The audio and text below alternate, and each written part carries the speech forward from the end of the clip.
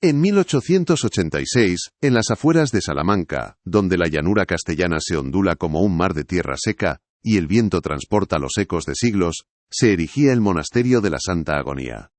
Sus muros, de una piedra dorada que parecía absorber la luz del atardecer para sangrarla de nuevo al anochecer, no eran un refugio de paz, sino el epicentro de una leyenda susurrada con una mezcla de pavor y reverencia, la del Cristo sediento. La historia que se contaba en las plazas y al calor de las lumbres, hablaba de un crucifijo milagroso que, en tiempos de gran necesidad, lloraba lágrimas de sangre auténtica, un portento divino que protegía a la ciudad. Pero las leyendas, como los viejos mapas, a menudo ocultan bajo sus trazados más piadosos, un territorio mucho más oscuro y terrible. La verdad sobre aquel monasterio no era un milagro, sino una herida supurante en la memoria de la tierra. Una historia de fe pervertida hasta convertirse en una sed insaciable. Una verdad que la Iglesia se esforzó por sepultar bajo el peso de un incendio y el silencio de un siglo. La historia que usted está a punto de escuchar fue enterrada por décadas, y hay quienes prefieren que continúe así. Inscríbase ahora, si no lo hace, quedará entre los que ignoraron el aviso cuando éste llamase a su puerta. La congregación del monasterio de la Santa Agonía, bajo el férreo y carismático liderazgo de la priora Sor Inés de la Cruz, era el faro espiritual de la Salamanca de finales del siglo XIX. En una era donde el escepticismo comenzaba a roer los cimientos de la fe, Sor Inés representaba la certeza inquebrantable. Era descrita en los panegíricos de la época como una santa en vida, una mujer cuyo rostro, enjuto y pálido como el marfil de un relicario, irradiaba una luz que parecía no pertenecer a este mundo. Su monasterio, aunque de recursos escasos y aspecto austero, gozaba de una fama que trascendía las fronteras de la provincia.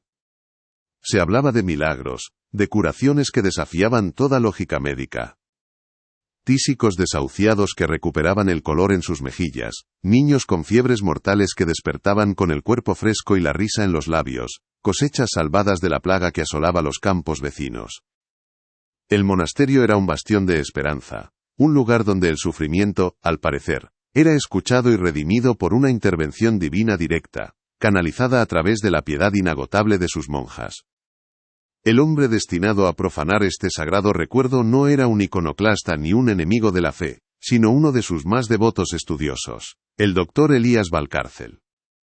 Historiador de arte sacro, archivista jubilado, Valcárcel era un hombre forjado en la disciplina de la paciencia y el rigor académico. Su mundo era un universo silencioso de pergaminos, legajos y el olor a polvo y tiempo encapsulado que impregna las bibliotecas diocesanas. Nacido y criado a la sombra de las catedrales de Salamanca, la leyenda del Cristo sediento había sido parte de la mitología de su infancia, un cuento gótico que su abuela le narraba para infundirle temor de Dios. Para el Valcárcel adulto, la historia era simplemente eso. Folclore, una nota a pie de página en la rica historia de la piedad popular castellana. No buscaba desenterrar ningún secreto. Su tarea era mundana, una simple catalogación de documentos exclaustrados, rescatados de conventos y monasterios abandonados. Un trabajo metódico para un hombre que encontraba consuelo en el orden del pasado. El destino, sin embargo, a menudo se esconde en los márgenes del orden, en el error de un amanuense, en un documento mal archivado. Fue en una tarde de otoño, cuando la luz dorada de Salamanca se filtraba por los altos ventanales del archivo tiñendo las motas de polvo de oro viejo, que Valcárcel se topó con la anomalía. Era un libro encuadernado en piel oscura, sin título en el lomo, metido a la fuerza entre registros de diezmos y bulas papales. Su tacto era extrañamente orgánico, la piel resecada y agrietada como la de una mano anciana.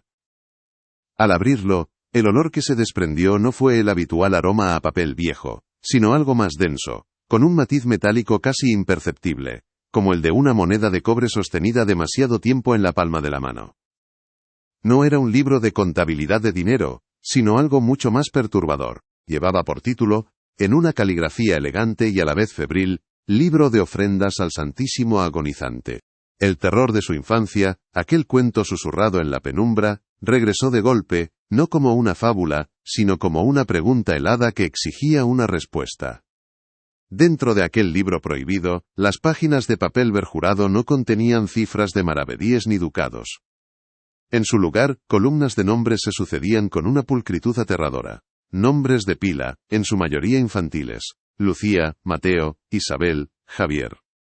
Al lado de cada nombre, una fecha y una serie de anotaciones crípticas que hicieron que un sudor frío recorriera la espalda de Valcárcel. Frases como 2 dosis de consuelo, ofrenda completa entregada, sacrificio aceptado por el madero. El historiador, acostumbrado a descifrar la simbología más compleja del arte sacro, se sintió de repente analfabeto ante un código que su mente se negaba a comprender. ¿Qué significaban aquellas dosis? ¿Qué sacrificio era aceptado? La lógica le decía que debía ser una jerga monástica para donaciones o plegarias, pero un instinto más profundo, una voz atávica surgida del miedo infantil, le susurraba que estaba ante el registro metódico de un horror inconcebible. El doctor Valcárcel pasó las siguientes noches en vela, con la luz de su flexo como única compañera en la inmensidad silenciosa del archivo. El libro de ofrendas se había convertido en su obsesión. Cada página que pasaba era como descender un nuevo peldaño hacia un sótano oscuro y sin fondo. La caligrafía de la priora Sorinés era inconfundible, la misma que había visto en correspondencia oficial, pero aquí parecía poseída por una urgencia febril, los trazos a veces delicados, a veces rasgando casi el papel. El historiador comenzó a sentir el peso de aquellos nombres. No eran simples entradas en un libro. Eran presencias fantasmales que poblaban la soledad de su estudio. Se imaginaba sus rostros, niños huérfanos y enfermos terminales que el monasterio de la Santa Agonía acogía bajo su manto de caridad. ¿Qué les había ocurrido realmente entre aquellos muros de piedra consagrada? La pregunta resonaba en el silencio, y Valcárcel supo que no podría descansar hasta arrancarle la verdad a la historia. El primer paso de su investigación lo llevó fuera del sagrado silencio del archivo diocesano, a la prosaica y polvorienta realidad del registro civil de Salamanca. Llevaba consigo una lista de nombres y fechas extraída del libro de ofrendas, una letanía de almas olvidadas. El funcionario que lo atendió, un hombre de rostro gris y ademanes cansados, lo miró con la indiferencia de quien trafica a diario con los finales de las historias. Valcárcel solicitó los certificados de defunción correspondientes a su lista, sintiendo una extraña mezcla de aprensión y culpa, como si estuviera profanando tumbas. El aire en el registro era pesado. Olía a papel barato y a la desesperanza acumulada de generaciones. Mientras esperaba, el historiador observaba las pilas de legajos que se amontonaban hasta el techo, un osario de burocracia que contenía el eco de miles de vidas reducidas a tinta y sello. El primer certificado que el funcionario le entregó fue el de una niña llamada Lucía. La fecha de su muerte coincidía, día por día, con una anotación en el libro de Sorinés. Lucía, ofrenda completa, sacrificio aceptado. El corazón de Valcárcel dio un vuelco. La causa oficial del fallecimiento, según el documento, era anemia severa y fallo del corazón. Una causa plausible para una niña huérfana y probablemente desnutrida en el siglo XIX. Pero entonces llegó el segundo certificado, el de un niño llamado Mateo. La misma coincidencia de fechas con la misma anotación. La misma causa de muerte. Y luego otro, y otro más. Isabel, Javier, Sofía. Un patrón aterrador comenzó a emerger de entre la caligrafía burocrática. Cada vez que el libro de la priora registraba un sacrificio aceptado, los archivos de la ciudad registraban la muerte de un niño o un enfermo bajo la custodia del monasterio.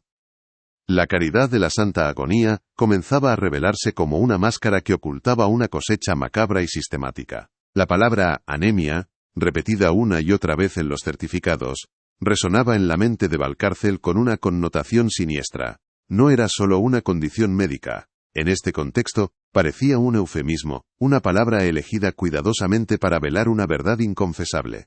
La anemia es una falta de sangre. Y la leyenda que había perseguido su infancia hablaba precisamente de eso, de sangre. La del Cristo sediento. Las dos ideas, antes separadas por la barrera entre el folclore y la historia, colisionaron en su mente con la fuerza de una revelación blasfema. ¿Era posible? ¿Podía una congregación de monjas, mujeres dedicadas a Dios, haber llevado su fe a un extremo tan literal y monstruoso? La idea era tan demencial, que parte de él se resistía a aceptarla, buscaba explicaciones alternativas, una epidemia no registrada, una extraña enfermedad que afectara solo a los más débiles del monasterio. Pero el libro de ofrendas era la prueba de que aquello no fue un azar de la naturaleza, sino un acto deliberado, registrado con la precisión de un contable del infierno. Su investigación lo condujo a un nuevo hallazgo, oculto en una sección de correspondencia diocesana que había sido marcada como asuntos disciplinarios menores. Allí encontró una serie de cartas, escritas con una tinta que parecía desvaída por la frustración, de un médico local llamado Dr. Fermín Arteaga. En ellas el doctor expresaba su creciente alarma a las autoridades eclesiásticas por el estado de salud de los niños del orfanato del monasterio. Hablaba de una palidez extrema, de una letargia inexplicable, de niños que parecían consumirse desde dentro. Lo más escalofriante eran los fragmentos que habían sido censurados.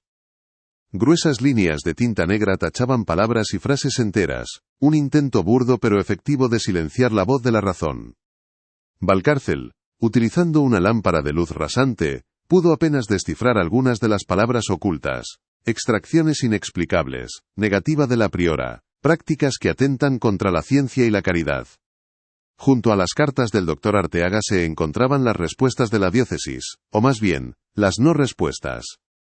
Cartas evasivas, llenas de lenguaje pomposo y condescendiente, que instaban al médico a no interferir en los asuntos espirituales del monasterio, y a confiar en la probada piedad de Sor Inés. Se le acusaba veladamente de ser un hombre de poca fe, un cientificista que no podía comprender los misterios de la intervención divina. Leyendo aquella correspondencia, Valcárcel sintió la fría maquinaria del encubrimiento institucional. La Iglesia no había sido ignorante de lo que ocurría, había sido cómplice, al menos por omisión. Habían elegido la reputación de un milagro rentable por encima de las vidas de los más desvalidos. El silencio no era olvido, era una decisión, una losa de piedra colocada deliberadamente sobre un crimen para proteger la santidad de la fachada. El historiador se dio cuenta de que estaba caminando por un sendero que había sido borrado a propósito. Cada documento que encontraba era un fantasma que se negaba a desaparecer. La figura de Sor Inés de la Cruz se transformaba ante sus ojos. Ya no era la santa de los panegíricos, sino una entidad enigmática y terrible. ¿Era una asesina a sangre fría, o una fanática convencida de estar sirviendo a un propósito superior? Para entenderla, Valcárcel sabía que necesitaba encontrar su voz. Su propio testimonio.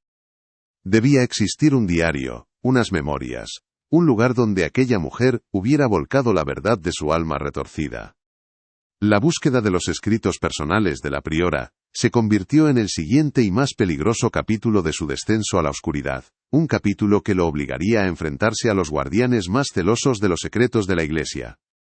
El acceso a los archivos privados de la curia, especialmente a los documentos sellados de una figura venerada como Sor Inés, era prácticamente imposible. Valcárcel se encontró con un muro de sonrisas amables y negativas inflexibles.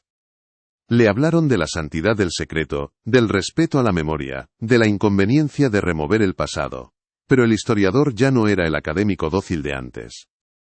La sombra de los niños muertos le daba una nueva y sombría determinación. Usó sus décadas de conocimiento de la burocracia eclesiástica, movió viejos favores, insinuó el conocimiento de verdades incómodas, hasta que finalmente, con la reticencia de quien entrega la llave de una tumba, un anciano archivero lo condujo a una cámara acorazada en los sótanos del palacio episcopal. El aire allí abajo era gélido, inmóvil, y olía a piedra húmeda y a secretos centenarios. En el centro de la cámara, sobre un pedestal de madera, reposaba una caja de hierro cerrada con 3 cerrojos.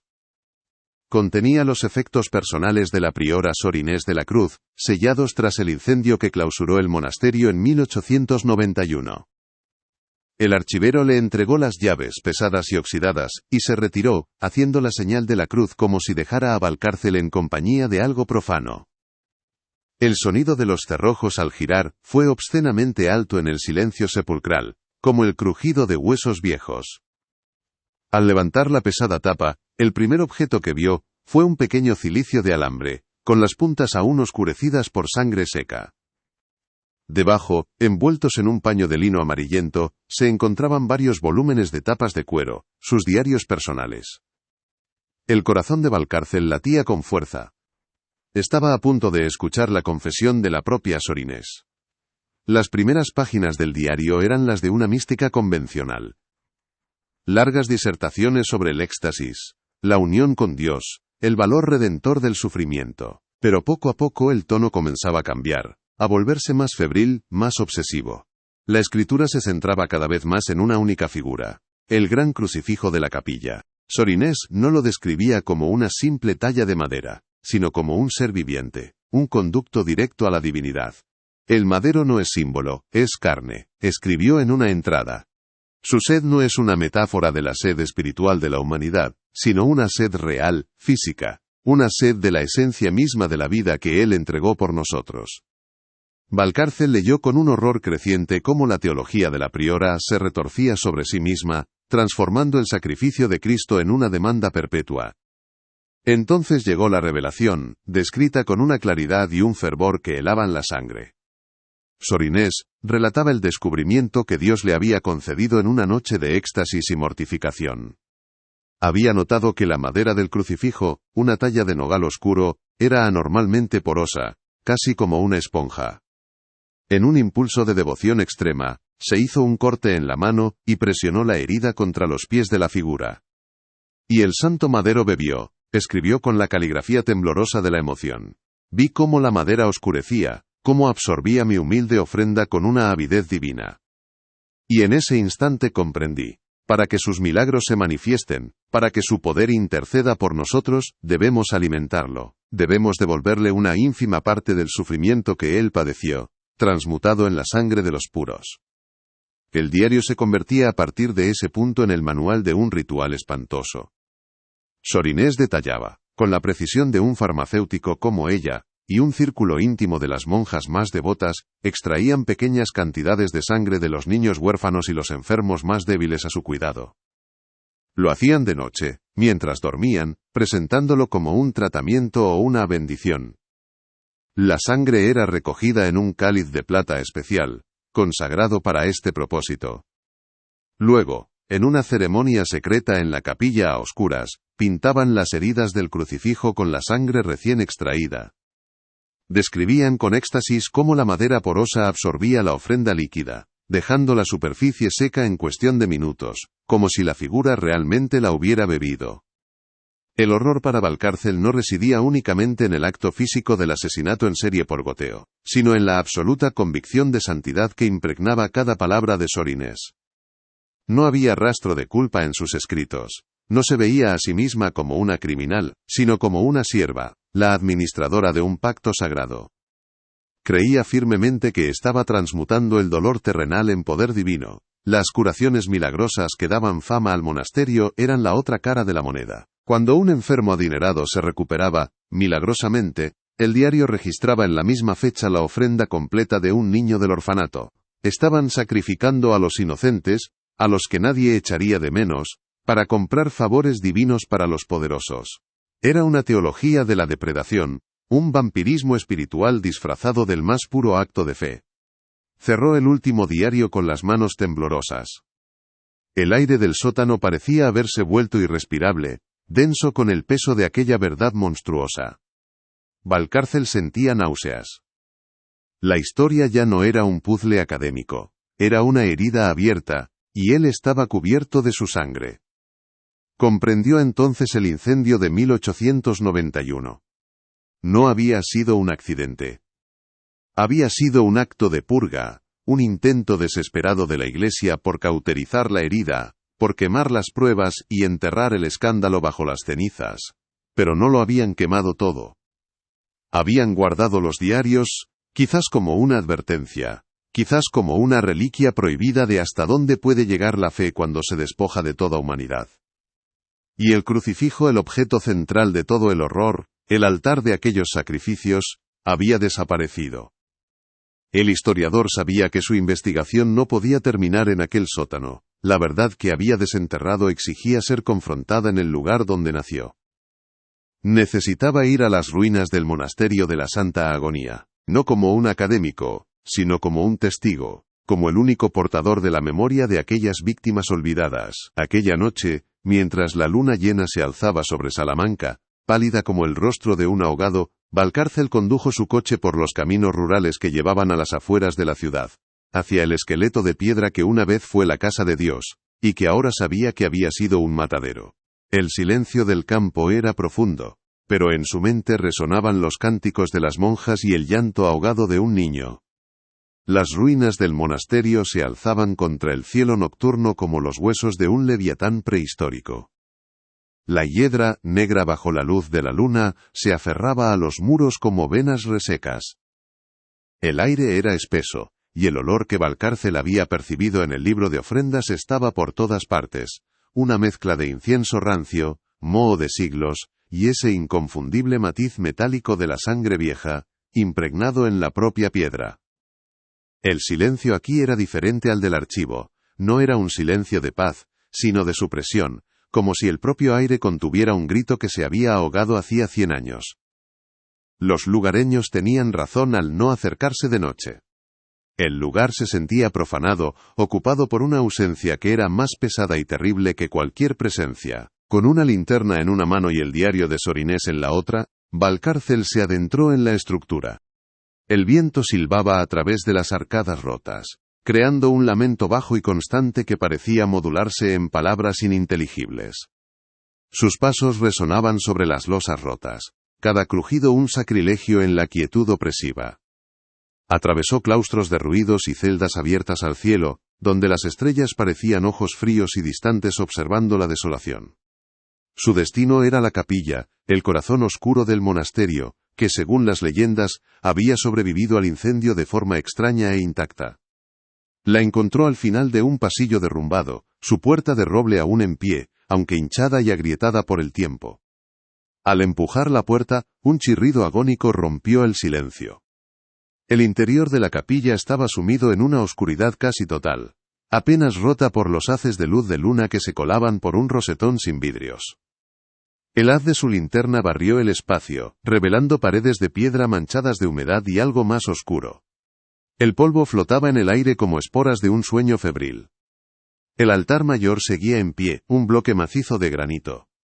Y sobre él, en el lugar donde una vez debió estar el Cristo sediento, había una mancha. No era una sombra, era una marca indeleble en la piedra, una silueta más oscura con la forma de una cruz, como si el objeto hubiera irradiado una energía tan maligna, que había quemado su propia ausencia en la roca. Valcárcel se acercó al altar, sintiendo el frío de la piedra a través de las suelas de sus zapatos. El aire a su alrededor pareció espesarse aún más, y el olor metálico se hizo casi abrumador. Abrió el diario de Sorinés en una de las páginas que describían el ritual. Con voz temblorosa, comenzó a leer en voz alta las palabras de la priora, devolviendo su confesión al lugar donde se había cometido el crimen. Y pintamos las 5 llagas con la ofrenda de los inocentes, y el madero bebió, y el poder de Dios fluyó a través de nosotros. Su voz sonaba débil, un susurro humano contra el peso abrumador de la historia. En ese momento, en el clímax de su confrontación con el pasado, ocurrió algo que Valcárcel nunca podría explicar racionalmente. No fue la aparición de un fantasma, ni una visión sobrenatural, fue algo más sutil y mucho más aterrador. Por un instante, el silbido del viento a través del rosetón pareció modularse hasta convertirse en el eco lejano de un coro de voces femeninas, entonando un cántico en latín. Y el olor a sangre, que hasta entonces había sido un matiz rancio y antiguo, se volvió repentinamente fresco, cobrizo y vibrante, como si una herida acabara de abrirse en la oscuridad junto a él. El terror lo paralizó. No había nada allí, su mente lo sabía, pero sus sentidos le gritaban lo contrario. Era el peso psíquico del lugar, la memoria del horror tan concentrada que se había vuelto una experiencia sensorial, un eco eterno de la atrocidad. Huyó de la capilla, tropezando en la oscuridad, con el corazón martilleándole en el pecho. No paró de correr hasta que llegó a su coche, y aun entonces, siguió conduciendo sin rumbo, con las palabras del diario y el olor a sangre fresca persiguiendo.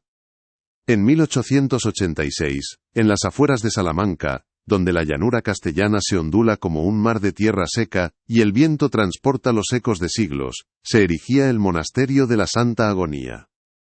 Sus muros, de una piedra dorada que parecía absorber la luz del atardecer para sangrarla de nuevo al anochecer, no eran un refugio de paz, sino el epicentro de una leyenda susurrada, con una mezcla de pavor y reverencia, la del Cristo sediento.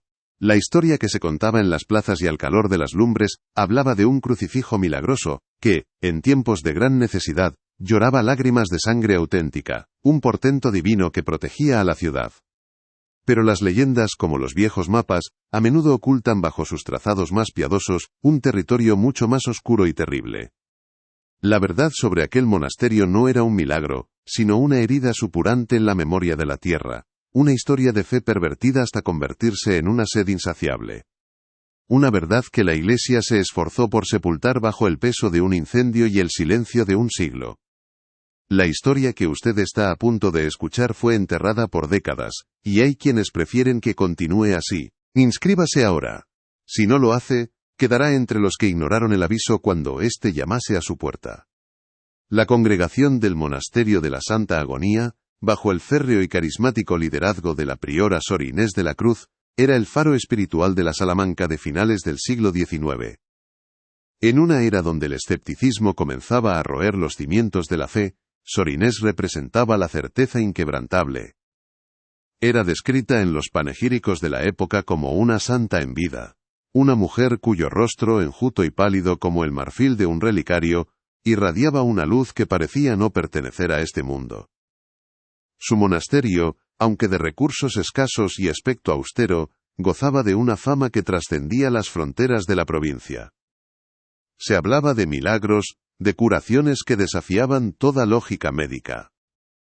Tísicos desahuciados que recuperaban el color en sus mejillas, niños con fiebres mortales que despertaban con el cuerpo fresco y la risa en los labios, cosechas salvadas de la plaga que asolaba los campos vecinos. El monasterio era un bastión de esperanza, un lugar donde el sufrimiento, al parecer, era escuchado y redimido por una intervención divina directa, canalizada a través de la piedad inagotable de sus monjas. El pueblo acudía en procesión, dejando sus escasas limosnas a las puertas, confiando ciegamente en la santidad que emanaba de aquellos muros consagrados, sin sospechar jamás que la moneda de cambio para tales portentos no era la oración, sino algo infinitamente más precioso y frágil. El hombre destinado a profanar este sagrado recuerdo no era un iconoclasta ni un enemigo de la fe, sino uno de sus más devotos estudiosos, el doctor Elías Valcárcel. Historiador de arte sacro, archivista jubilado, Valcárcel era un hombre forjado en la disciplina de la paciencia y el rigor académico. Su mundo era un universo silencioso de pergaminos, legajos, y el olor a polvo y tiempo encapsulado que impregna las bibliotecas diocesanas. Nacido y criado a la sombra de las catedrales de Salamanca, la leyenda del Cristo sediento había sido parte de la mitología de su infancia, un cuento gótico que su abuela le narraba para infundirle temor de Dios. Para el Valcárcel adulto, la historia era simplemente eso, folclore, una nota a pie de página en la rica historia de la piedad popular castellana. No buscaba desenterrar ningún secreto, su tarea era mundana, una simple catalogación de documentos exclaustrados, rescatados de conventos y monasterios abandonados, un trabajo metódico para un hombre que encontraba consuelo en el orden del pasado, en la certeza de que todas las historias, por terribles que fueran, ya habían encontrado su final, y podían ser clasificadas, etiquetadas y guardadas a salvo en una estantería. El destino, sin embargo, a menudo se esconde en los márgenes del orden, en el error de un amanuense, en un documento mal archivado. Fue en una tarde de otoño, cuando la luz dorada de Salamanca se filtraba por los altos ventanales del archivo tiñendo las motas de polvo de oro viejo, que Valcárcel se topó con la anomalía. Era un libro encuadernado en piel oscura, sin título en el lomo, metido a la fuerza entre registros de diezmos y bulas papales. Su tacto era extrañamente orgánico, la piel resecada y agrietada como la de una mano anciana. Al abrirlo, el olor que se desprendió no fue el habitual aroma a papel viejo, sino algo más denso, con un matiz metálico casi imperceptible, como el de una moneda de cobre sostenida demasiado tiempo en la palma de la mano. No era un libro de contabilidad de dinero, sino algo mucho más perturbador. Llevaba por título, en una caligrafía elegante y a la vez febril, Libro de ofrendas al Santísimo Agonizante. El terror de su infancia, aquel cuento susurrado en la penumbra, regresó de golpe, no como una fábula, sino como una pregunta helada que exigía una respuesta, una pregunta que el historiador sintió que había estado esperándole toda su vida, oculta en aquel objeto prohibido. Dentro de aquel libro prohibido, las páginas de papel berjurado no contenían cifras de maravedíes ni ducados. En su lugar, columnas de nombres se sucedían con una pulcritud aterradora. Nombres de pila, en su mayoría infantiles: Lucía, Mateo, Isabel, Javier. Al lado de cada nombre, una fecha y una serie de anotaciones crípticas que hicieron que un sudor frío recorriera la espalda de Valcárcel. Frases como: 2 dosis de consuelo, ofrenda completa entregada, sacrificio aceptado por el madero. El historiador, acostumbrado a descifrar la simbología más compleja del arte sacro, se sintió de repente analfabeto ante un código que su mente se negaba a comprender. ¿Qué significaban aquellas dosis? ¿Qué sacrificio era aceptado? La lógica le decía que debía ser una jerga monástica para donaciones o plegarias, pero un instinto más profundo, una voz atávica surgida del miedo infantil, le susurraba que estaba ante el registro metódico de un horror inconcebible. Cada línea leída era como el goteo de agua en una cueva oscura, un sonido que al principio parece insignificante, pero que acaba por horadar la piedra más dura de la razón. El doctor Valcárcel pasó las siguientes noches en vela, con la luz de su flexo como única compañera en la inmensidad silenciosa del archivo. El libro de ofrendas se había convertido en su obsesión. Cada página que pasaba era como descender un nuevo peldaño hacia un sótano oscuro y sin fondo. La caligrafía de la priora Sorinés era inconfundible, la misma que había visto en correspondencia oficial, pero aquí parecía poseída por una urgencia febril, los trazos a veces delicados, a veces rasgando casi el papel. El historiador comenzó a sentir el peso de aquellos nombres. No eran simples entradas en un libro, eran presencias fantasmales que poblaban la soledad de su estudio. Se imaginaba sus rostros, niños huérfanos y enfermos terminales que el monasterio de la Santa Agonía acogía bajo su manto de caridad. ¿Qué les había ocurrido realmente entre aquellos muros de piedra consagrada? La pregunta resonaba en el silencio, y Valcárcel supo que no podría descansar hasta arrancarle la verdad a la historia, aunque esa verdad amenazara con destruir no solo una leyenda piadosa, sino su propia concepción de la fe y la naturaleza humana. El primer paso de su investigación lo llevó fuera del sagrado silencio del archivo diocesano, a la prosaica y polvorienta realidad del registro civil de Salamanca. Llevaba consigo una lista de nombres y fechas extraída del libro de ofrendas, una letanía de almas olvidadas que pesaba en su bolsillo como un puñado de piedras de río. El funcionario que lo atendió, un hombre de rostro gris y ademanes cansados, lo miró con la indiferencia de quien trafica a diario con los finales de las historias, con los puntos finales de biografías que nunca nadie leerá completas. Valcárcel solicitó los certificados de defunción correspondientes a su lista, sintiendo una extraña mezcla de aprensión y culpa, como si estuviera profanando tumbas con la punta de su pluma en lugar de con una pala. El aire en el registro era pesado, olía a papel barato, a tinta reseca y a la desesperanza acumulada de generaciones, un aroma denso y agrio, que se adhería a la ropa y al fondo de la garganta. Mientras esperaba, el historiador observaba las pilas de legajos que se amontonaban hasta el techo, un osario de burocracia que contenía el eco de miles de vidas reducidas a una firma, una fecha y un sello oficial. Cada tomo parecía un ladrillo en un mausoleo de memoria olvidada, y él estaba a punto de arrancar uno de esos ladrillos para ver el horror que se escondía detrás. El primer certificado que el funcionario le entregó, con un gesto lento y desganado, fue el de una niña llamada Lucía. El papel era quebradizo, de un color amarillento que recordaba a la piel de un enfermo. La fecha de su muerte coincidía día por día, con una anotación en el libro de Sorinés: Lucía, ofrenda completa, sacrificio aceptado. El corazón de Valcárcel dio un vuelco, un golpe sordo y frío contra sus costillas. La causa oficial del fallecimiento, según el documento redactado con una caligrafía impersonal y apresurada, era anemia severa y fallo del corazón. Una causa plausible, casi predecible, para una niña huérfana y probablemente desnutrida en el inhóspito siglo XIX. Pero entonces llegó el segundo certificado, el de un niño llamado Mateo. El papel era idéntico, la tinta igual de desvaída. La misma coincidencia de fechas con la misma anotación en el libro de la priora. Y, lo que hizo que un escalofrío recorriera la espina dorsal del historiador, la misma causa de muerte. Y luego otro, el de Isabel.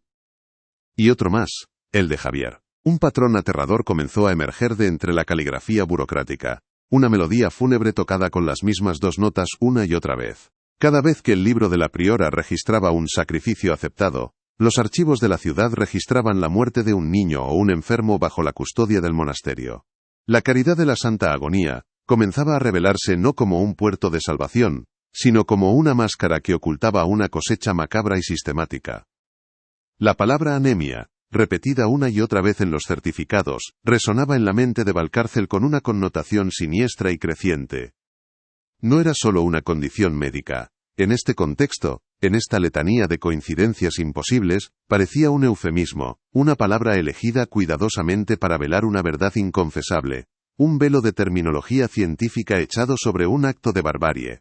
La anemia es, en su definición más cruda, una falta de sangre.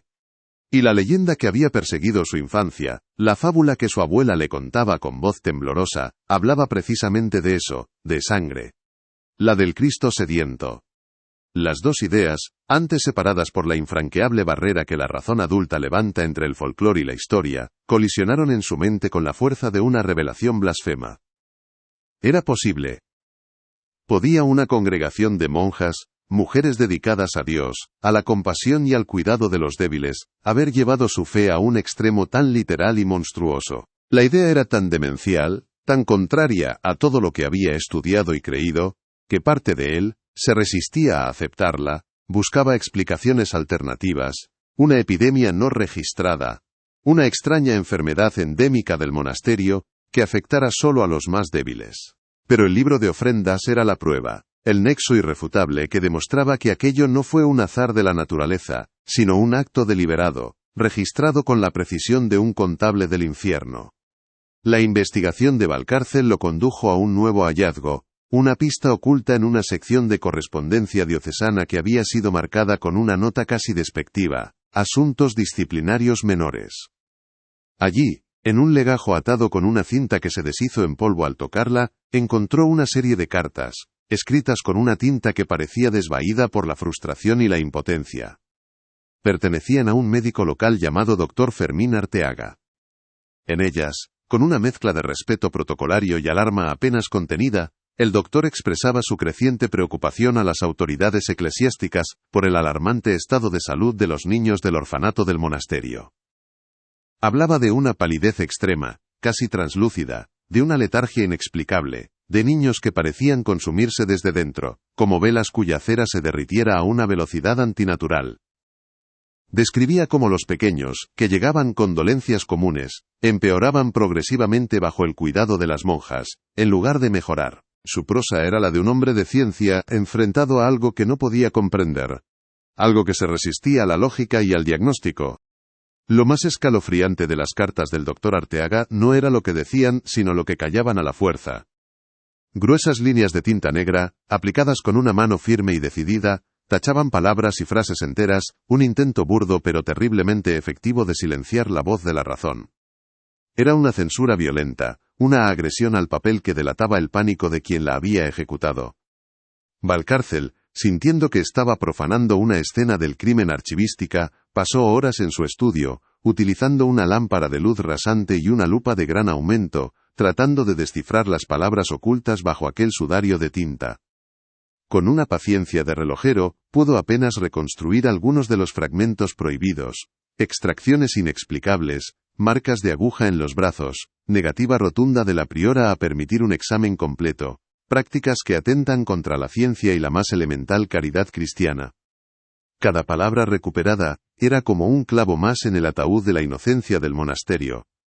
El doctor Arteaga no solo sospechaba, sino que estaba a punto de descubrir la verdad, y alguien, con poder y sin escrúpulos, se había encargado de que su voz se perdiera para siempre en el laberinto de la burocracia eclesiástica. Junto a las cartas desesperadas del doctor Arteaga, se encontraban las respuestas de la diócesis, o más bien, las no respuestas. Eran misivas evasivas, escritas en un lenguaje pomposo y condescendiente, que instaban al médico a no interferir en los asuntos espirituales del monasterio, y a confiar en la probada piedad y la inspiración divina de Sor Inés. Se le acusaba veladamente de ser un hombre de poca fe, un cientificista arrogante que no podía comprender los misterios de la intervención divina, que confundía los estigmas de la santidad con síntomas de enfermedad. Leyendo aquella correspondencia, Valcárcel sintió la fría y eficiente maquinaria del encubrimiento institucional en pleno funcionamiento. La Iglesia no había sido ignorante de lo que ocurría, había sido cómplice, al menos por omisión, por un silencio deliberado y calculado. Habían elegido la reputación de un milagro rentable, que atraía donaciones y prestigio, por encima de las vidas de los más desvalidos, de aquellos cuyas muertes nadie investigaría. El silencio no era olvido, era una decisión, una losa de piedra de indiferencia y conveniencia, colocada deliberadamente sobre un crimen para proteger la santidad de la fachada. El historiador se dio cuenta en ese preciso instante de que estaba caminando por un sendero que había sido borrado a propósito, un camino sembrado de advertencias silenciosas para que nadie osara transitarlo de nuevo. Cada documento que encontraba era un fantasma que se negaba a desaparecer, un susurro que había sobrevivido a un siglo de esfuerzos por acallarlo. La figura de Sor Inés de la Cruz se transformaba ante sus ojos con cada nueva revelación. Ya no era la santa de los panegíricos, la mujer del rostro de marfil y la mirada celestial. Se estaba convirtiendo en una entidad enigmática y terrible, un monstruo de piedad. Era una asesina a sangre fría, consciente de su crueldad, o una fanática tan consumida por su fe, que había perdido la capacidad de distinguir entre el sacrificio y el asesinato. Para entenderla, para comprender la lógica de su locura, Valcárcel sabía que necesitaba encontrar su voz, su propio testimonio sin filtros. Debía existir un diario, unas memorias, un lugar donde aquella mujer hubiera volcado la verdad de su alma retorcida.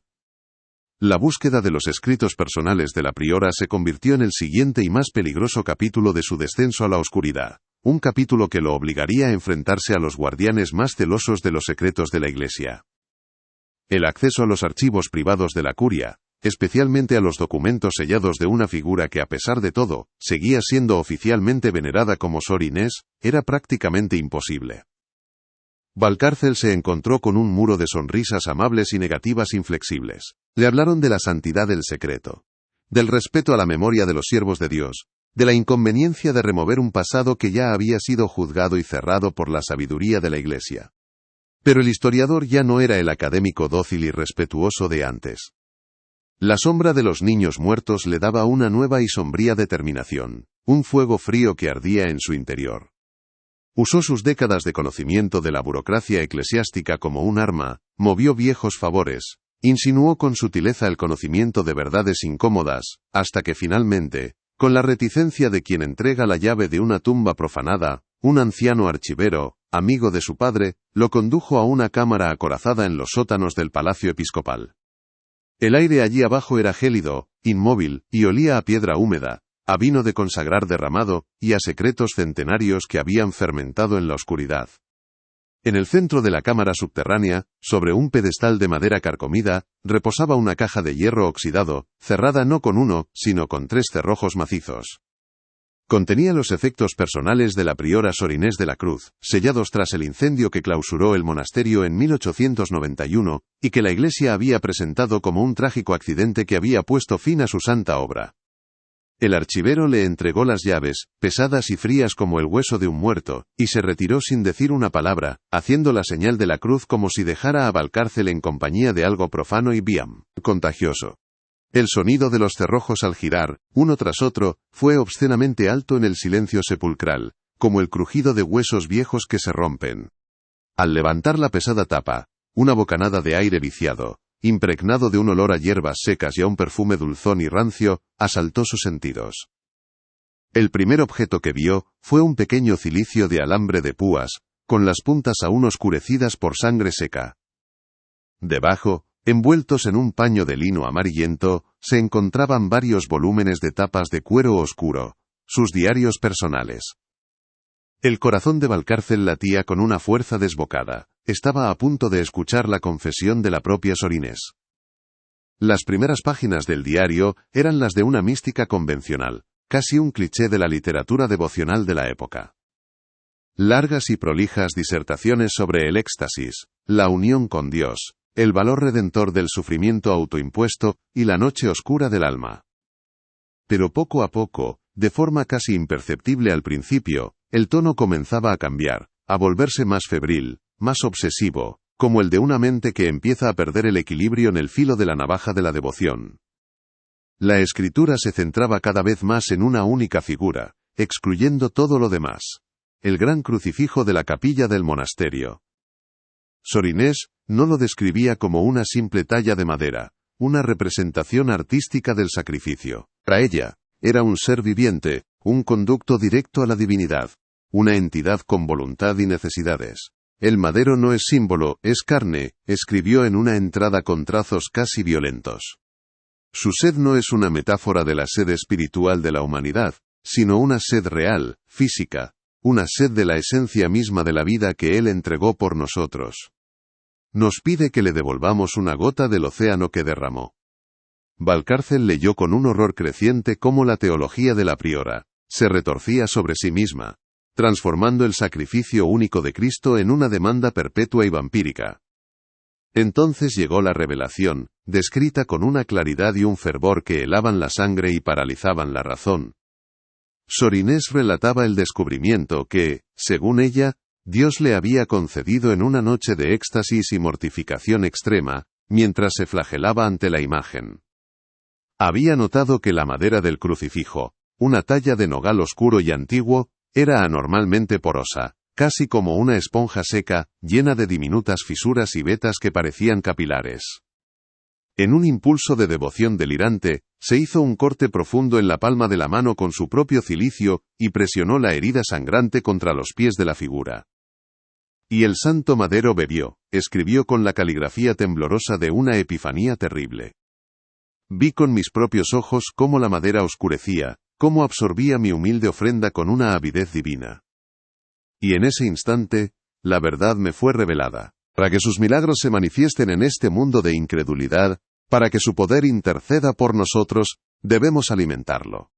Debemos devolverle una ínfima parte del sufrimiento que él padeció, transmutado en la sangre de los puros, de los inocentes, de aquellos cuya esencia vital está más cerca del cielo. El diario se convertía a partir de ese punto en el manual de un ritual espantoso, descrito con la precisión de un farmacéutico y la devoción de un santo. Sor Inés detallaba, sin un atisbo de duda o remordimiento, cómo ella, y un círculo íntimo de las monjas más devotas y fanatizadas, extraían pequeñas cantidades de sangre de los niños huérfanos y los enfermos más débiles a su cuidado. Lo hacían de noche, mientras dormían, utilizando jeringuillas de vidrio y presentándolo, si alguien preguntaba, como un tratamiento para purificar su sangre o una bendición especial. La sangre era recogida en un cáliz de plata especial, consagrado exclusivamente para este propósito. Luego, en una ceremonia secreta celebrada en la capilla a oscuras, a la luz de una única vela pintaban las 5 llagas del crucifijo con la sangre recién extraída, susurrando oraciones en un latín macabro. Describían con éxtasis cómo la madera porosa absorbía la ofrenda líquida en cuestión de minutos, dejando la superficie seca y con un brillo oscuro, como si la figura realmente la hubiera bebido hasta la última gota. Si esta revelación te ha helado la sangre, escribe alerta en los comentarios y deja tu like. No seas aquel que cierra los ojos ante el horror. Los señales siempre existen antes de que el peligro llegue. El horror para Valcárcel no residía únicamente en el acto físico del asesinato en serie por goteo, un vampirismo metódico y lento, sino en la absoluta y aterradora convicción de santidad que impregnaba cada palabra de Sor Inés. No había el menor rastro de culpa o conflicto moral en sus escritos. No se veía a sí misma como una criminal, ni siquiera como una pecadora. Se consideraba una sierva, la administradora de un pacto sagrado y terrible entre el cielo y la tierra. Creía firmemente que estaba transmutando el dolor terrenal en poder divino, que cada gota de sangre extraída a un niño moribundo era un paso más hacia la salvación de otro. Las curaciones milagrosas que daban fama al monasterio eran la otra cara de esta moneda infernal. Cuando un enfermo adinerado o un benefactor de la iglesia se recuperaba milagrosamente, el diario registraba en la misma fecha la ofrenda completa de un niño del orfanato. Estaban sacrificando a los inocentes, a los que nadie echaría de menos, a los invisibles, para comprar favores divinos para los poderosos y los visibles. Era una teología de la depredación, un canibalismo espiritual disfrazado del más puro y devoto acto de fe. El historiador cerró el último diario con las manos temblorosas. manchadas por el polvo de 100 años de secretos. El aire del sótano parecía haberse vuelto irrespirable, denso con el peso de aquella verdad monstruosa, como si las propias paredes hubieran absorbido los gritos silenciosos de las víctimas. Valcárcel sentía náuseas, un vértigo que no era físico sino existencial. La historia ya no era un puzzle académico, un juego intelectual con documentos antiguos, era una herida abierta, supurante, y él sentía que estaba cubierto de su sangre. Comprendió entonces con una claridad meridiana el incendio de 1891. No había sido un accidente, una chispa perdida en la noche. Había sido un acto de purga, un exorcismo con fuego, un intento desesperado de la Iglesia por cauterizar la herida gangrenada, por quemar las pruebas y enterrar el escándalo bajo las cenizas del olvido. Pero no lo habían quemado todo. Habían guardado los diarios, quizás como una advertencia para iniciados. Quizás como una reliquia prohibida de hasta dónde puede llegar la fe cuando se despoja de toda humanidad. Y el crucifijo, el objeto central de todo el horror, el altar de aquellos sacrificios, había desaparecido misteriosamente, como si se hubiera desvanecido en el humo. Valcárcel sabía que su investigación no podía, no debía, terminar en aquel sótano frío y oscuro. La verdad que había desenterrado era demasiado grande, demasiado terrible para ser contenida en las páginas de un informe académico que nadie leería. Exigía ser confrontada en el lugar donde nació, en el escenario del crimen. Necesitaba ir a las ruinas del monasterio de la Santa Agonía. No como un historiador, sino como un testigo, como el único portador de la memoria de aquellas víctimas olvidadas. Aquella noche, mientras la luna llena se alzaba sobre Salamanca, pálida y redonda como el rostro de un ahogado, Valcárcel condujo su coche por los caminos rurales que llevaban a las afueras de la ciudad, hacia el esqueleto de piedra que una vez fue la casa de Dios, y que ahora sabía que había sido un matadero consagrado. El silencio del campo castellano era profundo, casi absoluto, pero en su mente resonaban los cánticos de las monjas, y el llanto ahogado y débil de un niño que se quedaba sin fuerzas. Las ruinas del monasterio se alzaban contra el cielo nocturno como los huesos de un leviatán prehistórico varado en un mar de tierra. La hiedra, negra y densa bajo la luz de la luna, se aferraba a los muros como venas resecas sobre una piel de piedra. El aire era espeso, y el olor que Valcárcel había percibido por primera vez en el libro de ofrendas estaba por todas partes, magnificado y omnipresente. Una mezcla nauseabunda de incienso rancio, moho de siglos, y ese inconfundible matiz metálico de la sangre vieja, un olor que parecía impregnado en la propia piedra, exhalado por la tierra misma. El silencio aquí era diferente al del archivo. No era un silencio de paz, sino de supresión, como si el propio aire contuviera un grito que se había ahogado hacía 100 años, y cuya vibración aún persistía. Los lugareños tenían razón al no acercarse de noche. El lugar no se sentía vacío, se sentía profanado, ocupado por una ausencia que era más pesada y terrible que cualquier presencia tangible. Con una linterna de haz tembloroso en una mano, y el diario de Sorinés en la otra, como si fuera un escudo o un talismán, Valcárcel se adentró en la estructura derruida. El viento silbaba a través de las arcadas rotas del claustro, creando un lamento bajo y constante que parecía modularse en palabras ininteligibles, en fragmentos de oraciones olvidadas. Sus pasos resonaban sobre las losas rotas, cada crujido un sacrilegio en la quietud opresiva del lugar. Atravesó claustros derruidos, donde las malas hierbas crecían en el lugar del antiguo jardín, y celdas abiertas al cielo, donde las estrellas parecían ojos fríos y distantes observando la desolación con indiferencia cósmica. Su destino era la capilla, el corazón oscuro del monasterio, que, según las leyendas locales, había sobrevivido al incendio de forma extraña e intacta. La encontró al final de un pasillo derrumbado, su puerta de roble macizo aún en pie, aunque hinchada y agrietada por el tiempo y la humedad, como la piel de un cadáver. Al empujar la pesada puerta, un chirrido agónico y prolongado rompió el silencio de un siglo. El interior de la capilla estaba sumido en una oscuridad casi total, una negrura palpable que parecía absorber la luz. Apenas estaba rota por los haces de luz de luna que se colaban por un rosetón sin vidrios, dibujando formas fantasmales en el suelo cubierto de escombros. El haz de su linterna barrió el espacio, revelando paredes de piedra manchadas de humedad y algo más oscuro, regueros negruzcos que descendían desde el techo. El polvo flotaba en el aire como esporas de un sueño febril. El altar mayor seguía en pie, un bloque macizo de granito que parecía inmune al paso del tiempo. Y sobre él, en el lugar donde una vez debió estar el Cristo sediento, había una mancha. No era una sombra, era una marca indeleble en la piedra, una silueta más oscura con la forma de una cruz, como si el objeto hubiera irradiado una energía tan maligna y concentrada, que había quemado su propia ausencia en la roca para la eternidad. Valcárcel se acercó al altar, sintiendo el frío de la piedra a través de las suelas de sus zapatos, un frío que parecía ascender por sus piernas y anidar en su pecho. El aire a su alrededor pareció espesarse aún más, y el olor metálico se hizo casi abrumador, picante en la nariz. Abrió el diario de Sor Inés en una de las páginas que describían el ritual, sus dedos torpes por el frío y el miedo. Con voz temblorosa, una voz que apenas reconocía como suya, comenzó a leer en voz alta las palabras de la priora, devolviendo su confesión al lugar donde se había cometido el crimen, en un intento desesperado por darle un cierre, por exorcizar el lugar con la propia verdad. Y pintamos las 5 llagas con la ofrenda de los inocentes, y el madero bebió, y el poder de Dios fluyó a través de nosotros. Su voz sonaba débil, un susurro humano y frágil contra el peso abrumador de la historia y el silencio de la piedra. En ese momento, en el clímax de su confrontación solitaria con el pasado, ocurrió algo que Valcárcel nunca podría explicar racionalmente, algo que quedaría grabado a fuego en su memoria para siempre.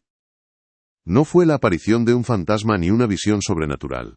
Fue algo mucho más sutil, y por ello, infinitamente más aterrador. Por un instante, el silbido del viento a través del rosetón pareció modularse hasta convertirse en el eco lejano, casi inaudible, de un coro de voces femeninas, entonando un cántico en latín. Y el olor a sangre, que hasta entonces había sido un matiz rancio y antiguo, se volvió repentinamente fresco, cobrizo y vibrante, como si una herida acabara de abrirse en la oscuridad junto a él. El terror más puro y primitivo lo paralizó. Su mente racional sabía que no había nada allí, pero sus sentidos, los testigos más primarios de la realidad, le gritaban lo contrario. Era el peso psíquico del lugar, la memoria del horror tan concentrada que se había vuelto una experiencia sensorial, un eco eterno de la atrocidad que se negaba a morir. Huyó de la capilla, tropezando en la oscuridad, con el corazón martilleándole en el pecho como si quisiera escapar. No paró de correr hasta que llegó a su coche, y aún entonces, siguió conduciendo sin rumbo por los caminos oscuros, con las palabras del diario y el olor a sangre fresca persiguiéndole como espectros. El historiador había encontrado la verdad, pero la verdad lo había roto. Había descendido al corazón de la oscuridad y una parte de él se había quedado allí, en aquella capilla en ruinas, arrodillada para siempre ante el fantasma de un crucifijo sediento. La historia no había terminado. Para él, acababa de empezar. El peso de saber, la carga de ser el único custodio de las voces de aquellos niños, se convertiría en su propia condena, en una penitencia que duraría el resto de su vida. La investigación del Dr. Valcárcel nunca sería publicada oficialmente. Sus hallazgos fueron presentados a las autoridades diocesanas en una reunión a puerta cerrada, un encuentro tenso y silencioso en una sala forrada de tapices oscuros.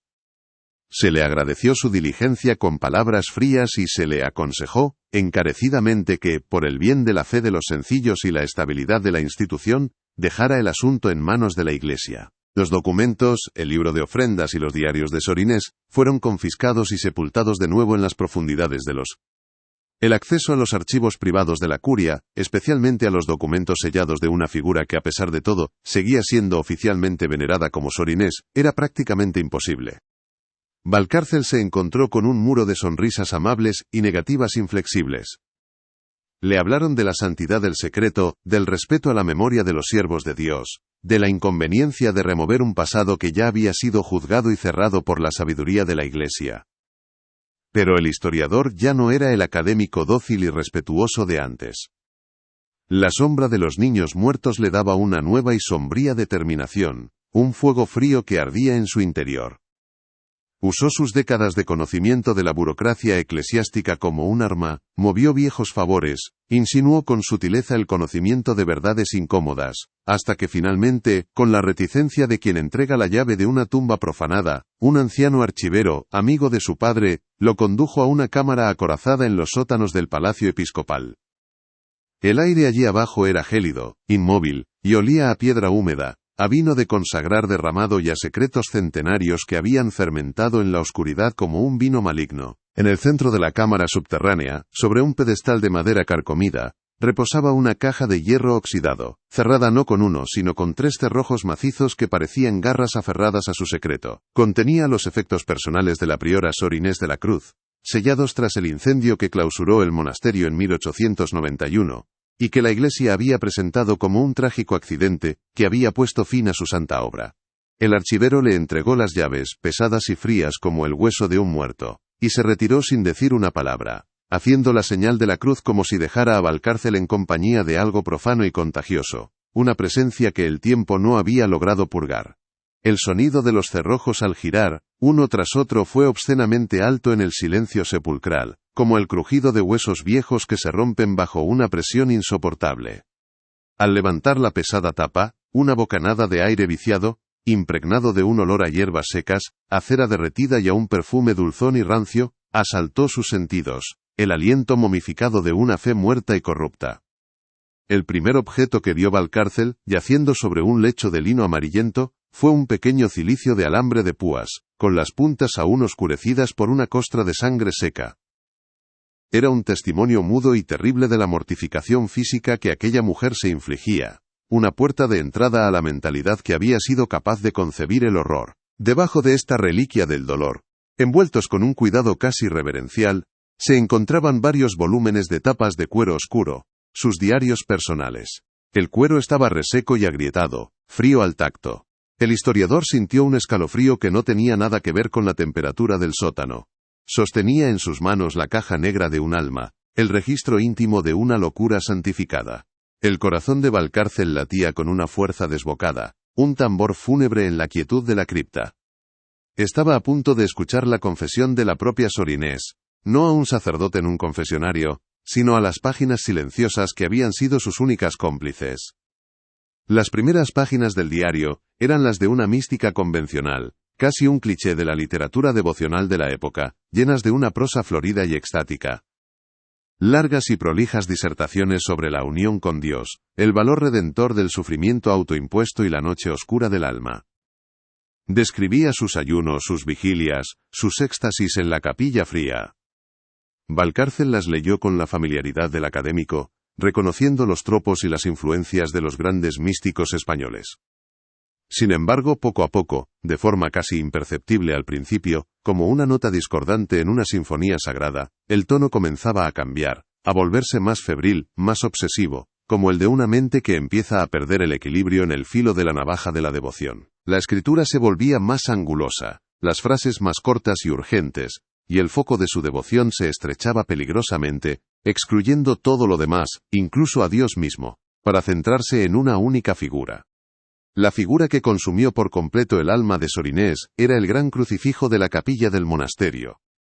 Sus descripciones dejaron de ser las de una devota, admirando una obra de arte sacro, para convertirse en las de una amante obsesionada con un ser vivo. No lo describía como una talla de madera, una representación artística del sacrificio. Para ella, era una entidad con voluntad, con necesidades, un conducto directo a la divinidad, que palpitaba con una vida oscura y terrible. El madero no es símbolo, es carne, escribió en una entrada con trazos casi violentos que rasgaban el papel. Su sed no es una metáfora de la sed espiritual de la humanidad, como predican los teólogos de salón. Es una sed real, física, una sed de la esencia misma de la vida que Él entregó por nosotros. Nos pide, en su agonía eterna, que le devolvamos una gota del océano que derramó. Valcárcel sintió que el frío del sótano se le metía en los huesos al leer cómo la teología de la priora se retorcía sobre sí misma, transformando el sacrificio único y redentor de Cristo en una demanda perpetua y vampírica. Entonces, en una entrada fechada en el invierno de 1878, llegó la revelación, descrita con una claridad y un fervor que helaban la sangre y paralizaban la razón. Sor Inés relataba el descubrimiento que, según ella, Dios le había concedido en una noche de éxtasis y mortificación extrema, mientras se flagelaba hasta desmayarse ante la imagen. Había notado, en sus horas de contemplación febril, que la madera del crucifijo, una talla de nogal oscuro y antiguo, era anormalmente porosa, casi como una esponja seca, llena de diminutas fisuras y vetas que parecían capilares resecos.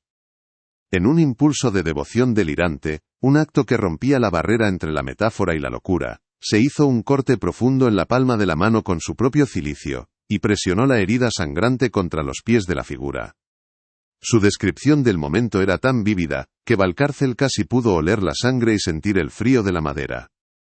Y el santo madero bebió, escribió con la caligrafía temblorosa de una epifanía terrible. Vi con mis propios ojos, indignos de tal milagro, cómo la madera oscura se oscurecía aún más, cómo absorbía mi humilde ofrenda con una avidez divina, sin dejar rastro, como la tierra seca bebe la primera lluvia de agosto. Y en ese instante la verdad, cegadora y absoluta, me fue revelada. Para que sus milagros se manifiesten en este mundo de incredulidad, para que su poder interceda por nosotros y sane a los enfermos, debemos alimentarlo. Debemos calmar su sed eterna. Debemos devolverle una ínfima parte del sufrimiento que él padeció, transmutado en la sangre de los puros, de los inocentes, de aquellos cuya esencia vital está más cerca del cielo que de la tierra corrompida. La lógica de su locura se había completado, y el pacto infernal había sido sellado con su propia sangre, abriendo la puerta a la de los demás. A partir de esa entrada, el diario dejó de ser un registro espiritual, para convertirse en el manual de un ritual espantoso, descrito con la precisión de un farmacéutico y la devoción de un santo. Sor Inés detallaba, sin un atisbo de duda o remordimiento, cómo ella y un círculo íntimo de las monjas más devotas y fanatizadas, a las que llamaba las custodias del madero, extraían pequeñas cantidades de sangre de los niños huérfanos y los enfermos más débiles a su cuidado. Lo hacían de noche, mientras dormían, utilizando jeringuillas de vidrio y finas agujas, presentándolo, si alguno de los niños se despertaba asustado, como un tratamiento para purificar su sangre, o una bendición especial, que el Señor les enviaba a través de ellas. La descripción era tan metódica, tan desprovista de emoción, que resultaba mucho más aterradora que cualquier confesión de un asesino. Era la burocracia del horror. La sangre, una vez extraída, era recogida en un cáliz de plata especial, consagrado exclusivamente para este propósito en una misa negra oficiada en secreto. Luego, en una ceremonia celebrada en la capilla a oscuras, a la luz de una única vela roja que proyectaba sombras danzantes sobre los muros, las custodias llevaban a cabo el sacrilegio final. Susurraban oraciones en un latín macabro mientras pintaban las 5 llagas del crucifijo con la sangre recién extraída, utilizando un pincel fino hecho con cabellos de la propia priora. Describían con un éxtasis místico cómo la madera porosa absorbía la ofrenda líquida en cuestión de minutos, dejando la superficie seca y con un brillo oscuro y profundo, como si la figura realmente la hubiera bebido hasta la última gota. Celebraban cada alimentación como una victoria, convencidas de que estaban acumulando un tesoro de poder divino que luego podrían dispensar en forma de milagros. El diario detallaba con una frialdad contable la correlación directa entre los sacrificios y las curaciones. Una entrada describía cómo, tras la ofrenda completa de un niño tísico llamado Javier, cuya muerte fue registrada como un fallo pulmonar, un rico terrateniente de la zona, un gran benefactor del monasterio, se recuperó inexplicablemente de una gangrena que los médicos habían dado por incurable. Sor Inés no lo veía como una coincidencia, sino como una transacción divina. Habían cambiado una vida insignificante, la de un huérfano sin futuro, por la de un hombre importante para la gloria de Dios y la supervivencia de su congregación. En su mente pervertida no era un asesinato, era una transmutación, un acto alquímico sagrado que convertía el sufrimiento de los débiles en la salvación de los elegidos. Valcárcel sintió una oleada de náuseas al comprender la magnitud de aquella contabilidad del alma. Si esta revelación te ha helado la sangre, escribe alerta en los comentarios y deja tu like. No seas aquel que cierra los ojos ante el horror. Las señales siempre existen antes de que el peligro llegue. El horror para Valcárcel no residía únicamente en el acto físico del asesinato en serie por goteo, un vampirismo metódico y lento, que consumía vidas a lo largo de meses, sino en la absoluta y aterradora convicción de santidad que impregnaba cada palabra de Sor Inés. No había el menor rastro de culpa o conflicto moral en sus escritos. No se veía a sí misma como una criminal, ni siquiera como una pecadora que necesitara confesión. Se consideraba una sierva, la administradora de un pacto sagrado y terrible entre el cielo y la tierra, una intermediaria elegida para una tarea que otros, por su falta de fe, no podrían comprender. Creía firmemente que estaba transmutando el dolor terrenal en poder divino, que cada gota de sangre extraída a un niño moribundo era un paso más hacia la salvación de otro. Era una teología de la depredación, un canibalismo espiritual disfrazado del más puro y devoto acto de fe, y esa convicción sincera era más monstruosa que cualquier maldad cínica. El historiador cerró el último diario con las manos temblorosas, manchadas por el polvo de 100 años de secretos. El aire del sótano parecía haberse vuelto irrespirable, denso con el peso de aquella verdad monstruosa, como si las propias paredes hubieran absorbido los gritos silenciosos de las víctimas, y ahora los exhalaran lentamente. Valcárcel sentía náuseas, un vértigo que no era físico, sino existencial, la sensación de que el suelo bajo sus pies, el suelo de la historia y la fe, se había abierto para revelar un abismo. La historia ya no era un puzzle académico, un juego intelectual con documentos antiguos, era una herida abierta, supurante, y él sentía que estaba cubierto de su sangre. Comprendió entonces con una claridad meridiana el incendio de 1891. No había sido un accidente, una chispa perdida en la noche. Había sido un acto de purga, un exorcismo con fuego, un intento desesperado de la Iglesia por cauterizar la herida gangrenada, por quemar las pruebas y enterrar el escándalo bajo las cenizas del olvido. Pero no lo habían quemado todo. Habían guardado los diarios, quizás como una advertencia para iniciados, quizás como una reliquia prohibida de hasta dónde puede llegar la fe cuando se despoja de toda humanidad. Y el crucifijo, el objeto central de todo el horror, el altar de aquellos sacrificios, el ídolo sediento, había desaparecido misteriosamente. Los registros del incendio no mencionaban su destrucción ni su recuperación. Simplemente se había desvanecido, como si se hubiera marchado por su propio pie o hubiera sido consumido por su propia maldad. Esta pieza faltante del puzzle era la más inquietante de todas. El arma del crimen, el cuerpo del delito y el dios de aquella secta herética, todo en uno, seguía en paradero desconocido. Valcárcel sintió un nuevo tipo de miedo. El miedo a que una historia así no terminara realmente, a que el mal no hubiera sido destruido sino simplemente reubicado. Valcárcel sabía que su investigación no debía terminar en aquel sótano frío y oscuro. La verdad que había desenterrado era demasiado grande, demasiado terrible para ser contenida en las páginas de un informe académico que acabaría cogiendo polvo en una estantería universitaria. Exigía ser confrontada en el lugar donde nació. En el escenario del crimen, necesitaba ir a las ruinas del monasterio de la Santa Agonía. No como un historiador que analiza el pasado desde una distancia segura, sino como un testigo, como el único portador de la memoria de aquellas víctimas olvidadas. Sentía una obligación moral, casi una compulsión, de llevar aquella confesión escrita de vuelta a su origen, de leer las palabras de la priora en el mismo lugar donde sus actos habían profanado la piedra y el aire. Era una locura, un gesto puramente simbólico, pero sentía que era lo único que podía hacer para honrar a los muertos y quizás, para exorcizar el horror que se había instalado en su propia alma. Aquella noche, mientras la luna llena se alzaba sobre Salamanca, pálida y redonda como el rostro de un ahogado, Valcárcel condujo su coche por los caminos rurales que llevaban a las afueras de la ciudad. El paisaje castellano, tan familiar y amado para él, se había transformado en algo ajeno y amenazador bajo la luz espectral. Los árboles parecían figuras encorvadas, y el viento que barría los campos de rastrojos, sonaba como un susurro lleno de nombres olvidados. Se dirigía hacia el esqueleto de piedra que una vez fue la casa de Dios, y que ahora sabía que había sido un matadero con sagrados. El silencio del campo castellano era profundo, casi absoluto, pero en su mente resonaban los cánticos de las monjas, el tintineo del cáliz de plata, y el llanto ahogado y débil de un niño que se quedaba sin fuerzas en la oscuridad de un dormitorio frío.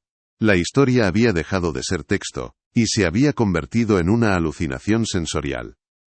Las ruinas del monasterio se alzaban contra el cielo nocturno como los huesos de un leviatán prehistórico varado en un mar de tierra. La hiedra, negra y densa bajo la luz de la luna, se aferraba a los muros como venas resecas sobre una piel de piedra, dándole al conjunto un aspecto orgánico y monstruoso. El aire al bajar del coche era espeso, y el olor que Valcárcel había percibido por primera vez en el libro de ofrendas estaba por todas partes, magnificado y omnipresente. Una mezcla nauseabunda de incienso rancio, moho de siglos, y ese inconfundible, dado matiz metálico de la sangre vieja. Un olor que parecía impregnado en la propia piedra, exhalado por la tierra misma tras un siglo de digestión macabra. El silencio aquí era diferente al del archivo. No era un silencio de paz, sino de supresión, como si el propio aire contuviera un grito que se había ahogado hacía 100 años y cuya vibración aún persistía, justo en el umbral del oído. Con una linterna de haz tembloroso en una mano y el diario de Sorinés en la otra, como si fuera un escudo o un talismán contra la oscuridad que iba a enfrentar, Valcárcel se adentró en la estructura derruida. El viento silbaba a través de las arcadas rotas del claustro, creando un lamento bajo y constante que parecía modularse en palabras ininteligibles, en fragmentos de oraciones olvidadas que se negaban a desaparecer. Sus pasos resonaban sobre las losas rotas, cada crujido un sacrilegio en la quietud opresiva del lugar, cada eco una respuesta de las sombras. Atravesó claustros derruidos donde las malas hierbas crecían en el lugar del antiguo jardín, y celdas abiertas al cielo, donde las estrellas parecían ojos fríos y distantes observando la desolación con indiferencia cósmica, testigos mudos de un horror que no les concernía. Su cuerpo entero era un sensor de la historia, registrando el frío, el olor y el peso de la tragedia. Su destino era la capilla, el corazón oscuro del monasterio, que, según las leyendas locales, había sobrevivido al incendio de forma extraña e intacta, como si el fuego mismo hubiera temido entrar en aquel sagrario del mal. La encontró al final de un pasillo derrumbado, donde el techo se había venido abajo creando una cueva artificial. Su puerta de roble macizo, negra y chamuscada en los bordes, aún estaba en pie, aunque hinchada y agrietada por el tiempo y la humedad, como la piel de un cadáver sumergido. Valcárcel se detuvo ante ella, sintiendo una oleada de pavor. Sabía que al otro lado no le esperaba un espacio vacío, sino la concentración de todo el dolor, el miedo y la locura que había leído en los diarios. Respiró hondo, el aire frío quemándole los pulmones, y empujó la pesada madera. Al empujar la puerta, un chirrido agónico y prolongado rompió el silencio de un siglo, el grito de protesta de una tumba que se resiste a ser abierta. El interior de la capilla estaba sumido en una oscuridad casi total, una negrura palpable que parecía absorber la luz y el sonido. Apenas estaba rota por los haces de luz de luna que se colaban por un rosetón sin vidrios, dibujando formas fantasmales en el suelo cubierto de escombros y excrementos de pájaros. El haz de su linterna barrió el espacio, revelando paredes de piedra manchadas de humedad y algo más oscuro, regueros negruzcos que descendían desde el techo como lágrimas de alquitrán. El polvo flotaba en el aire como esporas de un sueño febril, y cada partícula parecía un recuerdo cristalizado de las atrocidades cometidas allí. El aire era irrespirable, cargado con el peso de innumerables oraciones perversas. El altar mayor seguía en pie, un bloque macizo de granito que parecía inmune al paso del tiempo y a la furia del fuego. Era una losa de sacrificio, desnuda y fría. Y sobre él, en el lugar donde una vez debió estar el Cristo sediento, había una mancha. No era una sombra como había leído en algunos testimonios.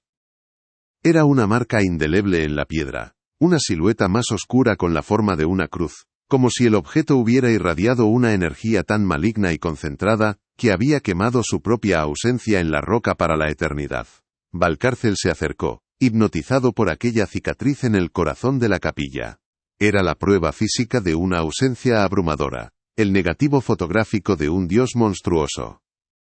Sintió el frío de la piedra a través de las suelas de sus zapatos, un frío que parecía ascender por sus piernas y anidar en su pecho, un frío que no era de este mundo.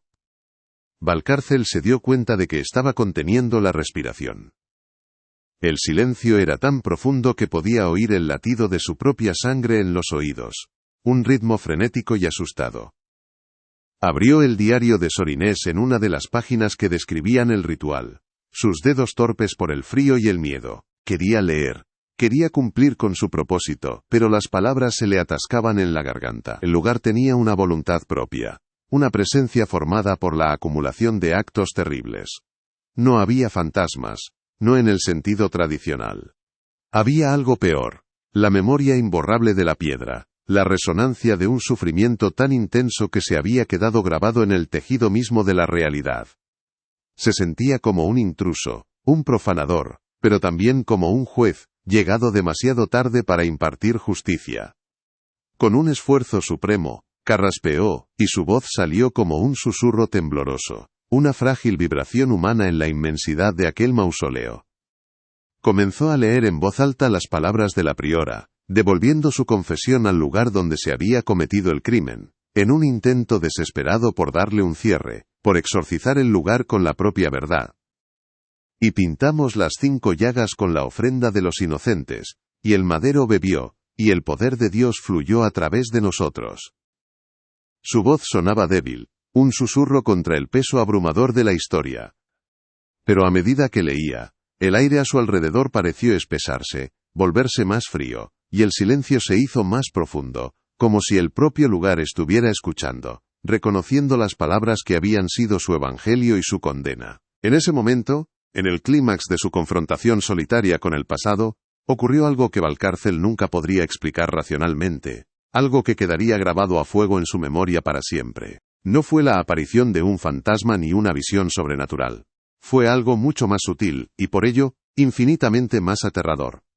Por un instante el silbido del viento a través del rosetón pareció modularse hasta convertirse en el eco lejano, casi inaudible, de un coro de voces femeninas entonando un cántico en latín, una melodía disonante y triste. Y simultáneamente el olor a sangre que hasta entonces había sido un matiz rancio y antiguo, se volvió repentinamente fresco, cobrizo y vibrante, como si una herida acabara de abrirse en la oscuridad junto a él. El terror más puro y primitivo, un miedo que no nacía de la razón sino de los instintos más antiguos, lo paralizó por completo.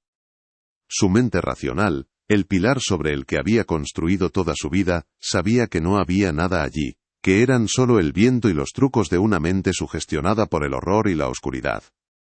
Pero sus sentidos, los testigos más primarios de la realidad, le gritaban lo contrario con una certeza absoluta. Era el peso psíquico del lugar, la memoria del horror tan concentrada y repetida, que se había vuelto una experiencia sensorial tangible, un eco eterno de la atrocidad que se negaba a morir, y que por un instante, lo había reconocido a él como un nuevo testigo. Huyó de la capilla, tropezando en la oscuridad, con el corazón martilleándole en el pecho como si quisiera escapar de una jaula de costillas. No paró de correr hasta que llegó a su coche, y aún entonces, siguió conduciendo sin rumbo por los caminos oscuros, con las palabras del diario y el olor a sangre fresca persiguiéndole como espectros que se habían aferrado a su alma. La investigación del doctor Elías Valcárcel, aquella odisea personal que lo había despojado de su paz y de sus certezas, nunca sería publicada oficialmente. Sus hallazgos, meticulosamente documentados y respaldados por las pruebas irrefutables del libro de ofrendas y los diarios de la priora, fueron presentados a las más altas autoridades diocesanas en una reunión a puerta cerrada. El encuentro tuvo lugar en una sala solemne del Palacio Episcopal, un espacio forrado de tapices oscuros que parecían absorber el sonido y la luz, y donde los retratos al óleo de obispos centenarios lo observaban con una severidad impasible. No hubo gritos ni escándalo. Solo un silencio pesado, denso y antiguo como la propia institución. Se le agradeció su diligencia con palabras frías y protocolarias, y se le aconsejó, encarecidamente que, por el bien de la fe de los sencillos y la estabilidad de la Iglesia, dejara el asunto en las manos de quienes sabían cómo gestionar las heridas del pasado. Los documentos, el libro de ofrendas y los diarios de Sor Inés, le fueron confiscados con una amabilidad que era más intimidante que cualquier amenaza. Vio cómo los volvían a guardar en la caja de hierro, cómo giraban de nuevo los 3 cerrojos, en un ritual de reenterramiento, de sellar la tumba una vez más. Valcárcel comprendió en ese momento que no había desenterrado una verdad para liberarla, sino para permitir que sus guardianes la sepultaran a una profundidad aún mayor. El historiador había encontrado la verdad, pero la verdad lo había roto. Los meses y años que siguieron a su descubrimiento lo sumieron en un infierno personal y silencioso. El académico metódico y sereno se desvaneció, dejando en su lugar a un hombre atormentado y consumido por el conocimiento que portaba. Sufría de un insomnio crónico, y en las pocas horas en que el sueño lo vencía, era asaltado por pesadillas recurrentes. Veía los rostros pálidos y anémicos de los niños cuyos nombres había memorizado, sentía el pinchazo frío de la aguja en su propia piel, y se despertaba con el sabor metálico de la sangre en la boca. Desarrolló una aversión visceral a las iglesias antiguas. El olor a cera e incienso, que antes le había proporcionado consuelo y un sentido de trascendencia, ahora le provocaba náuseas y ataques de pánico. La carga de ser el único que conocía la historia completa, el único custodio de las voces de aquellas víctimas olvidadas, lo aisló del mundo. Se convirtió en un fantasma en su propia vida, un hombre que vivía con un pie en el presente y otro en aquella capilla en ruinas, arrodillado para siempre ante el fantasma de un crucifijo sediento. Aunque la Iglesia logró imponer su silencio oficial, la verdad, como el agua que se filtra por las grietas de una presa, encontró su camino hacia el exterior. No en los libros de historia ni en los periódicos, sino en la forma más antigua y resistente de la memoria, el folclore. La leyenda del Cristo sediento se transformó. La vieja historia piadosa sobre un milagro divino murió, y en su lugar nació un cuento de terror susurrado al calor de las lumbres. Los ancianos de Salamanca, al pasar cerca de las ruinas del monasterio, ya no hablaban de una santa y sus milagros, sino de una priora diabólica y sus ángeles sangrados. Se extendió la superstición de que, para mantener a los niños perdidos en paz, y evitar que sus espíritus errantes se acercaran a las casas, había que dejar un objeto de hierro oxidado en la puerta de la capilla. La historia había vuelto a la vida, no como un hecho documentado, sino como una herida en la memoria colectiva, más oscura, más terrible, y quizás, más verdadera que nunca. El monasterio se convirtió en un lugar tabú, una cicatriz en el paisaje, que advertía a todos del horror que pueden hacer cuando la fe se despoja de la compasión. El mal no fue castigado, solo ocultado. Sorinés y sus custodias murieron según los registros, de causas naturales, llevándose sus secretos a la tumba. O eso creían. El monasterio fue purgado por el fuego. La Iglesia tejió una nueva narrativa de olvido. Pero el epicentro de toda aquella blasfemia, el objeto que lo había provocado todo, seguía siendo un cabo suelto, una pregunta sin respuesta que carcomía la mente de Valcárcel en sus noches en vela. El crucifijo, el altar y el dios de aquel culto sangriento, nunca fue encontrado. Los registros del incendio no mencionaban su destrucción ni su recuperación. Simplemente se había desvanecido. Fue destruido en secreto por la diócesis para borrar la prueba más tangible del crimen. O fue escondido en algún oscuro y olvidado sótano del Vaticano, catalogado como un artefacto peligroso. O quizás en la confusión del fuego y el pánico fue robado por alguien que conocía su verdadera naturaleza y su supuesto poder. Cada posibilidad era inquietante, pero ninguna tanto como la idea de que un objeto tan impregnado de maldad y sufrimiento no pudiera ser simplemente destruido o contenido. Esta es la pregunta que nos persigue hasta hoy, la sombra que se proyecta desde aquellas ruinas salmantinas sobre nuestro propio tiempo. El crucifijo nunca fue encontrado porque quizás no quería ser encontrado, o no todavía, y si no se perdió, sino que fue trasladado, esperando pacientemente su momento. Y si, en algún oscuro rincón del mundo, en una pequeña y olvidada capilla de un país devastado por la pobreza o la guerra, una nueva congregación desesperada ha descubierto, entre los objetos donados por una diócesis lejana, una talla de madera de nogal anormalmente oscura y porosa. Y si, en su desesperación, han descubierto que la fe, para ser verdaderamente poderosa, para obrar milagros en un mundo que los ha olvidado, todavía exige el mismo precio. La historia de la Santa Agonía nos enseña una lección terrible, que el mayor de los horrores, no es el que grita desde el abismo, sino el que susurra desde el altar, disfrazado de piedad, esperando a que volvamos a tener sed de milagros. Ha escuchado la verdad de hoy. Si no se une a nosotros, esta verdad continuará rondando a los desprevenidos. Inscríbase, active la campana y comparta, antes de que el próximo secreto le encuentre desprevenido.